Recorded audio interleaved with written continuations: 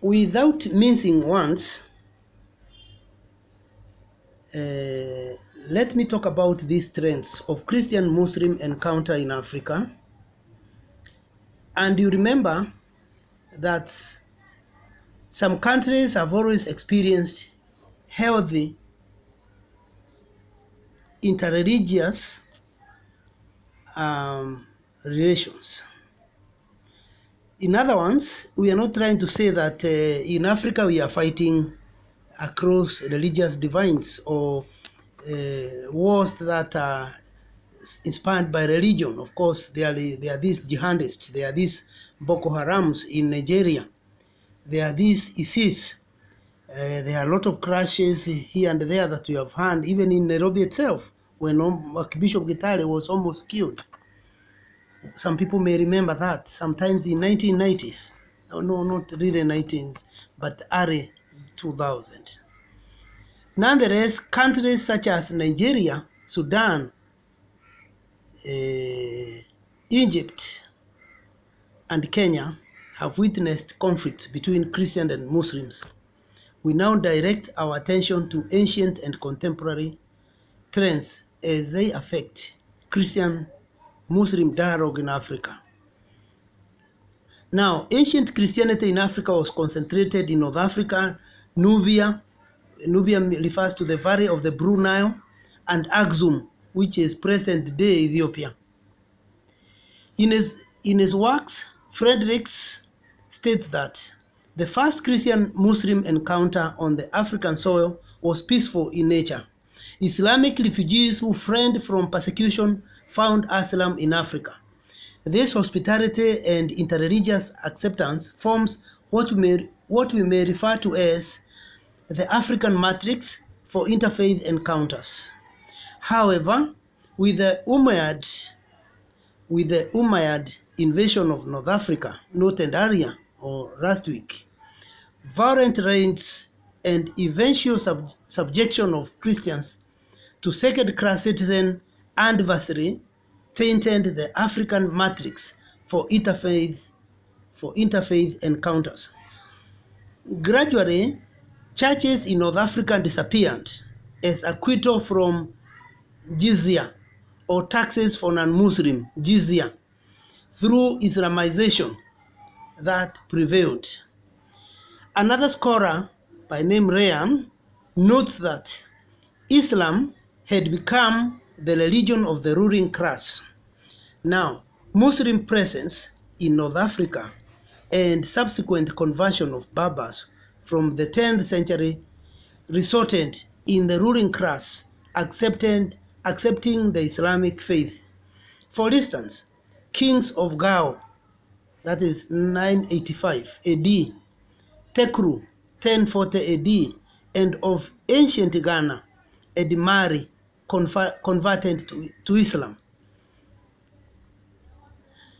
Christian-Muslim relations have experienced historical moments of truth as well as traumatizing conflicts. John Ball points out that Christians and Muslims sometimes worked together for their common good as a sign of cooperation in the 12th century. Ball asserts that Christians and Muslims formed a joint army when the Turks' Mamluks expedition waged war and overtook Egypt in 1172 AD to repulse the attacking army.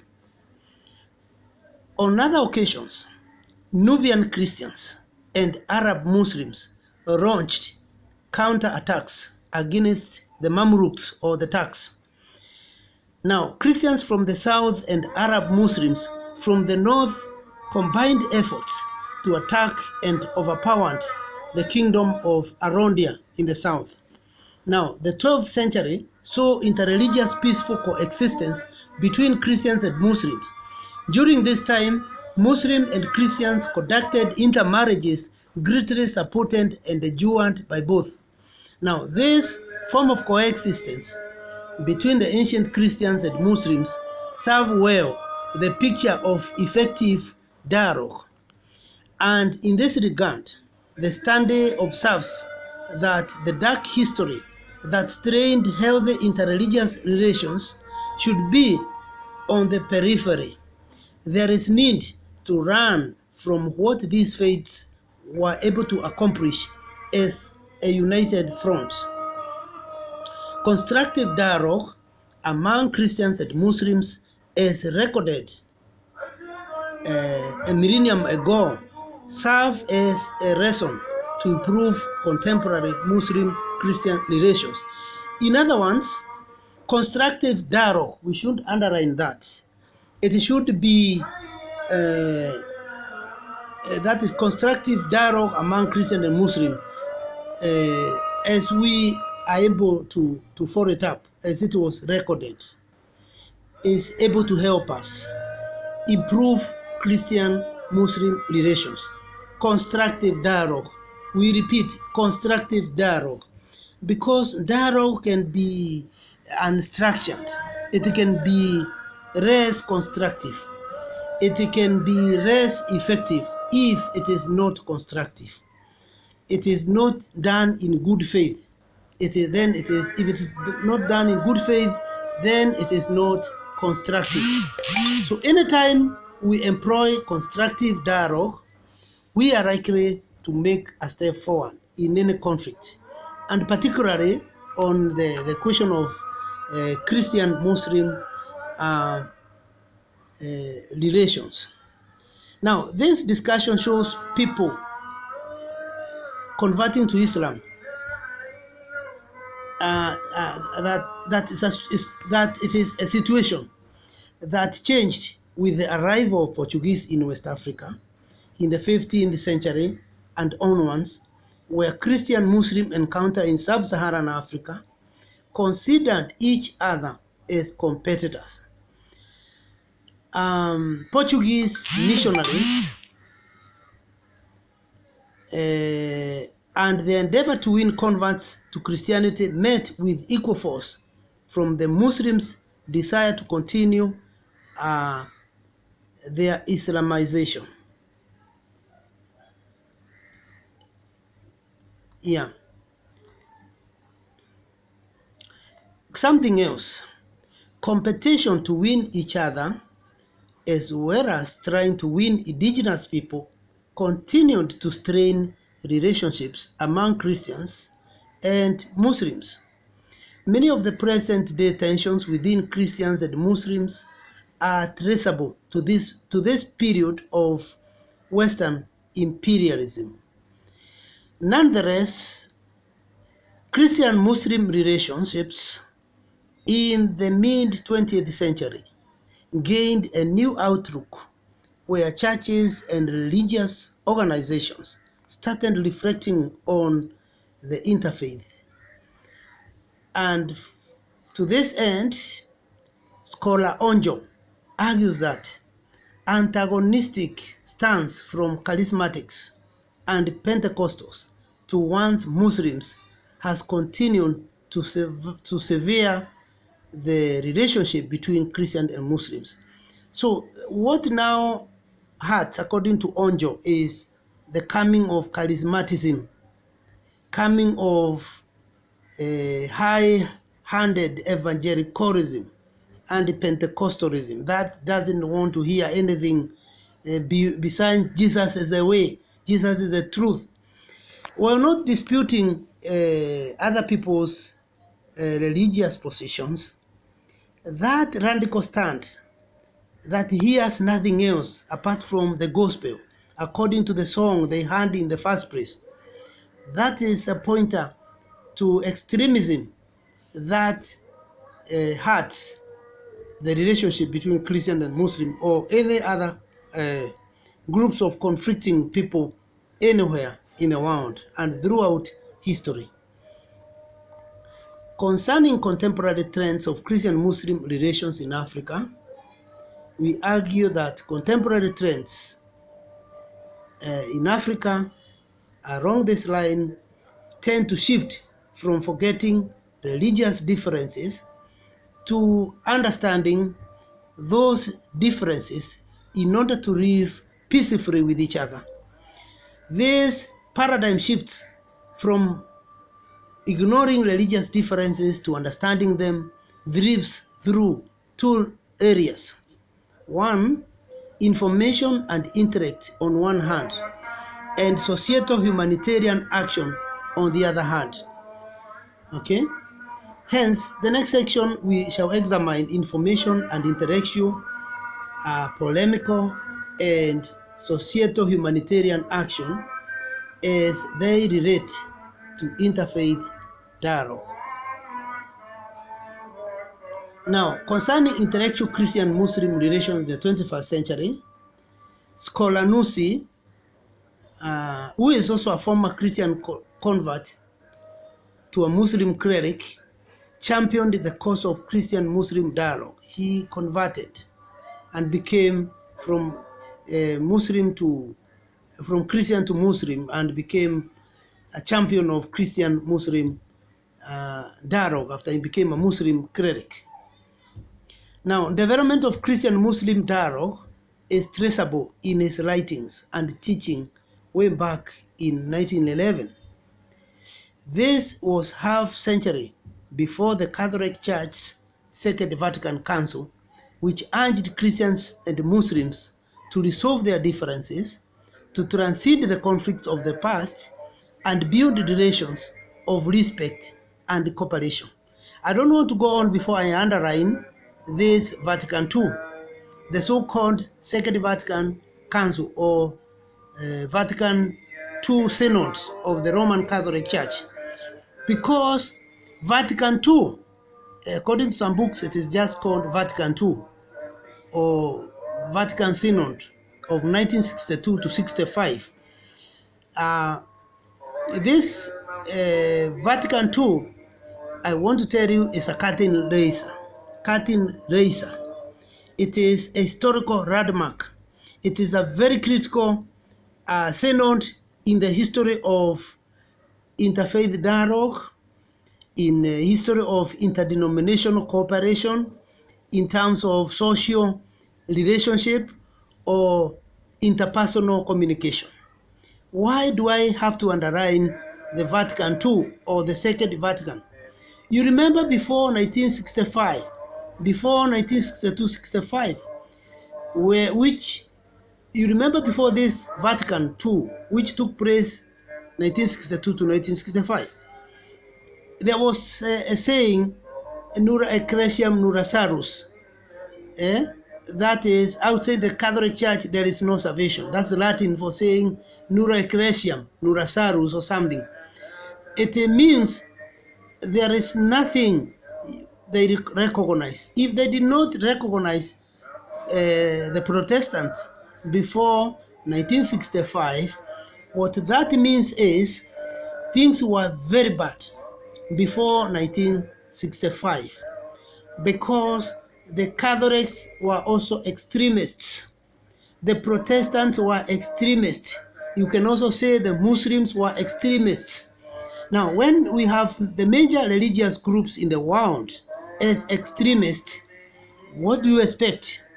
You expect trouble. You expect more conflict. You expect more fights.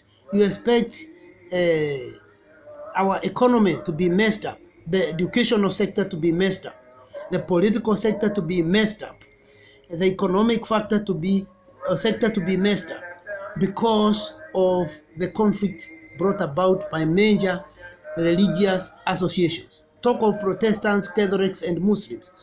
Now, we used to say, before we reached the 7 billion tag, we used to say a few years ago that the world has 6 billion people, and the Catholics are 1 billion, the Protestants are 1 billion, the Muslims are 1 billion. So you could see it's like out of these 6 billion, you could have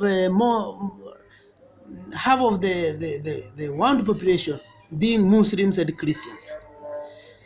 And if you go on, if you talk about Abrahamic religions, which is Islam, Christianity, and Judaism, you can see the number grows bigger.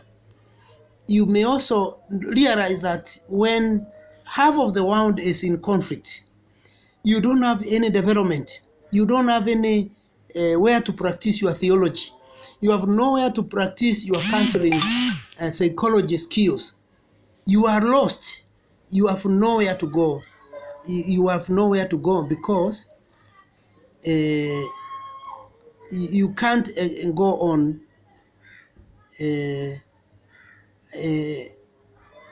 You can't progress. So that is dangerous. That is dangerous. So there was every need to see to it that the conflict between Protestants vis-a-vis the Catholics is settled. And when you go on, you look at the conflict between the Abrahamic religions is settled. If we don't settle these conflicts, what are we trying to say? You cannot practice your profession. You cannot grow. The world cannot progress. The world remains caged. The world remains in trouble. So Vatican II is very important. I should underline this again, because for the first time, the Catholics agreed to be working in joint programs and of fellowship with the Protestants. And then on, they went on to address religious tolerance between Christians and Muslims. And you can see we should be very thankful to Pope John Paul II. To me, one of the greatest popes who luckily he lived at a time when I could even hear him speak. I saw him talk to Kenyans in 1980 when he landed in Kenya. I saw him touch the Kenyan soil upon reaching Jomo Kenyatta International Airport. And from there, he actually kissed the soil of Kenya and blessed the soil of Kenya, John Paul II. And he went on to make a short speech, but very powerful speech in 1980 as President Moi and his ministers and the whole country watched him via the television. And he went on to build a sermon, a very beautiful sermon, using Kenya national anthem. And he didn't quote the Bible, but he used our Kenya national anthem, which is like a prayer. Oh God of all creation, bless this land and nation. And then he could explain. And then he went on, justice be our shield and defender. May we dwell in peace, liberty, and all that. He went on, and I must confess to you, my friends, I found a very rich person in terms of, reaching out and handling human conflicts. That is a great man, John Paul II.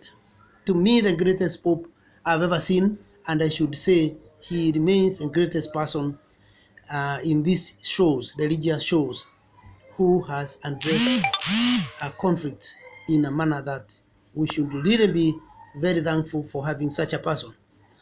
So Nusis, the scholar, repeated promotion of Christian-Muslim dialogue is even more striking in that he made the recommendations amidst rampant tensions and warfare between Muslims and Christians. And he addressed religious tolerance as part of Christian and Muslim belief, and he sought the qualities of honesty and compassion, which are incumbent on Muslims. Nasi's teaching for interfaith dialogue implies that truly pious followers of Jesus will unite with the people of the Quran and together resist their common enemy, which is irreligion or secularism. It is worth noting that interfaith relationship existed in early East Africa for a number of years. Peaceful and hospitable encounters accompanied by religious acceptance and other times conflicts characterized early Christian-Muslim encounters in Africa.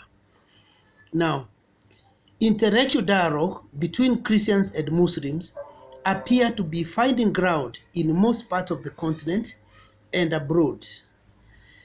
Intellectual interfaith dialogue includes writing books, articles, and forums, both academically and casually. Current global destructive jihadic terror activities appear to be advancing the need to understand Islam and Christianity in a new way. Smith observes that Islamic terrorism has critical public sensitivity toward reviewing Christian and Muslim relationship dominated by intellectual writing and religious information. Gonda and Rincon, in their works, concur that terrorist attacks in most of the world have developed some interest to gaining fuller intellectual understanding of Islam. From the Muslim perspective, therefore, terrorist activities have led most Muslims to understand and articulate their faith better. Scholar Magonet adds that suicidal bombings or bombing events from Muslim fundamentalists reveal the depth of ignorance, mistrust, and hostility towards Islam and Christianity. In-depth desire to learn from each other has generated sizable resourceful materials on interfaith relations at intellectual levels. For that, intellectual material encouraging interfaith relations will remain very critical. So we need a lot of intellectual materials that will encourage interfaith dialogue. You remember about Nancy Reagan, the first lady in America when President Ronald Reagan was the president. And she realized young men are dying because of what? Because of drugs. And so what did she do? She released these short messages, okay? Prakans and all that. And you could see them saying, communicating the various messages, such as, various short messages, such as, say no to drugs, be healthy, keep off drugs. And that worked wonders. Such short messages where people were circulating around changed young people who are on the verge of destruction. So we need intellectual material that encourages interfaith relations. We need those little prakans of sorts, such cants that give us very clear message that the world must stop it. Because is it President Kennedy of America who used to say, humanity must say no to war, or war will put an end to humanity. So in the same way, religious conflict will put an end to humanity. It will put an end to humanity, we shall be normal. So we must choose to change the situation. Now, some scholars note that despite the intellectual dialogue, efforts leading to development of various monographs on similar topics of Christian-Muslim relations have made little headway in Pentecostal churches. Yeah, Pentecostal and charismatic Christians, Pentecostal and charismatic Christians' attitude towards Muslims has reinforced poor relations. For that reason, the scholar Onjo argues collectively that most evangelists discredit Islam, targeting it for evangelism. And this can cause more conflict if it is not handled properly. You don't have to use the television if you are an evangelist to attack other faiths. Ahmad Didat, an internationally known Muslim cleric, on the other side, continues to carry out dawah, that is discrediting the authenticity of the Bible. This dawah, D-A-W-A-H, dawah, that which discredits the authenticity of the Bible, and dangerous too. That is a worst form of extremism that has to be checked. On the whole, such activities continue to sever Muslim-Christian relations. Several interfaith meetings, print media, and books have found their way to propagate intellectual dialogue. Participants in such interfaith meetings are religious leaders and scholars of both Christianity and Islam. In that regard, need arises to propagate peaceful coexistence in each faith's practices. Any comment before we move on? Any comment on the case we have considered? on the history of Christian-Muslim encounter in Africa. Any comment? Or can we say that the Nusi who converted from a Christian to Muslim and then she went on to become a Muslim cleric is biased? Can we say he's biased? Is not worthy? Is not qualified to? Is not qualified to comment on these things? Can we say he's not qualified to make comments? Can anybody talk about Nusi? Yeah, comment, James. Yeah, comment. Yes. Yes, comment. On my section, I feel Nufri to be a person who had done Christianity well. Yes. That he went in and learned Islam well. Yes. What